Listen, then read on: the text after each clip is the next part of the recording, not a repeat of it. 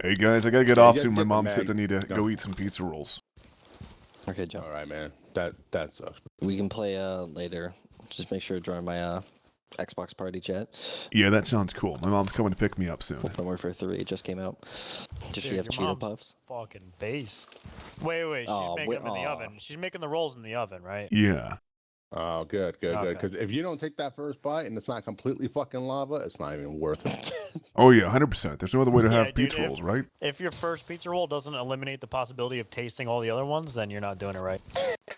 Ground Branch recently got a new update. Version 1033, which was in development for over a year, brings in a bevy of new changes. We've got a ton of new content including new weapons, new weapon attachments, new maps, and one new game mode for multiplayer. To start, Nvidia's DLSS and Reflex technologies, which only affected GeForce GPU users, have been implemented into the game. This should help with optimization on Nvidia machines.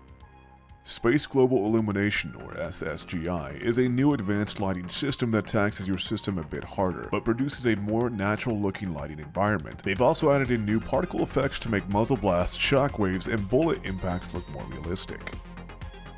Night vision goggles have undergone an overhaul. Firstly, they've added in auto-gating, which is a feature on modern military night vision that protects the device from intensive fluctuations in lighting. It works almost like photon baffles in a way. If you enter into an area with intensively high light, you won't face an overwhelming bath of light. They've also added in a new white phosphor mode to cycle between when selecting nods. Also, they added in a new GPN VG18 quad nods that retail for around 40,000 USD. The night sky has been overhauled. There will be random lighting changes within the sky, including a full moon, which will offer decent visibility in low light situations. And perhaps most notably, when using dual tubes, your vision is now cut into 3 semicircles. With the new auto-gating feature, it is now a compelling alternative to perhaps place your optic lower on your rifle's pick rail mount for a much better overall field of view. The lighting overhaul completely changes the viability of the IR laser, and makes it even more viable as the light cast on targets illuminates surrounding areas within low light scenarios without giving away your own position. The enemy has received improvements to changes in lighting as well. If you beam them with your weapon light, they'll react quickly, alerted to your location in darkness. Time of the day and missions has been completely overhauled. Because of the new night sky allows for different phases of the moon and starlight, you can choose the season of the year that you wish to carry out ops on. Using real-life data, the game will determine the moon phase and sun positioning depending on the month. And now one of the biggest changes from this patch, you can finally attach a red dot sight to a pistol. The developers even gave a little bit of love to the 1911 too. You can equip a 10-round magazine, attach a light, and a suppressor. It almost feels like a modern handgun. The developers have also added in the Mark 17 CQC, which is a carbine-length SCAR H, a Mark 17 DMR, which is just a longer barrel SCAR H, the AK-105, which is an alpha AK chambered in 5.45, and you can attach all sorts of things to the pick rail, the AK-S74U, which has also been alpha-fied. Polish answer to the AK-74, the WZ-88 has been added as well. The M249 sniper rifle, which can also be KM. What's interesting to note is that the PKM represented in this game has Cyrillic NKB stampings, a stout muzzle device, and a Bakelite grip, indicating this is most certainly a Russian-made PKM, and I'm very happy with the attention to details the developers have paid to its representation in the game.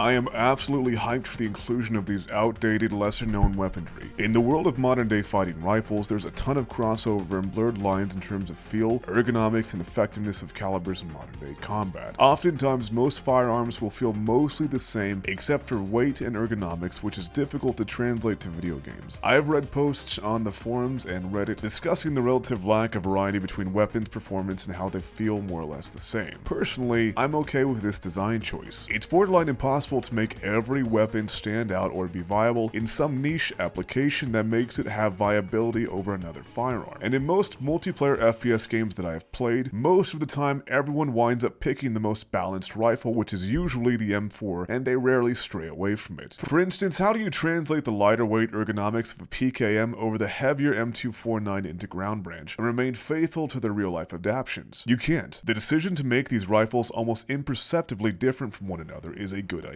This means I can run an AK for aesthetics because I'm a Slavaboo, while my friend can run an M4 for the same reasons, and both are viable. I mean, how do you balance weapons when most of the rifles kill in one shot anyway? The developers have also added a fair amount of new LPVOs or low-powered variable optics. Different grips that serve no other purpose than aesthetics, different variants of hand stops, FDE attachments, and magazines, along with some new tack vests. In terms of character customization, they've added in a completely new operator face, have unlocked the beard design, and you can also choose a custom call sign so your teammates can refer to you as A1, A2, and so on. You can also choose to wear custom patches of various flags from around the world. I kept America on top though. There's also new variants of pre-existing shirts within the game, like tucked in and untucked options. Perhaps the biggest change this update was the inclusion of a new map called Docks. Docks is a cargo port that you can play all 3 different game modes on. I had a lot of fun with the new PvP game mode, Hostage Rescue. One team assaults a compound where a hostage is being held. Typically, a team will post up and hold angles, the defending team that's tasked with defending the hostage. The attacking team has to find where the hostage is located and assault the building while making sure not to shoot the hostage or each other. And that about sums it up for this update.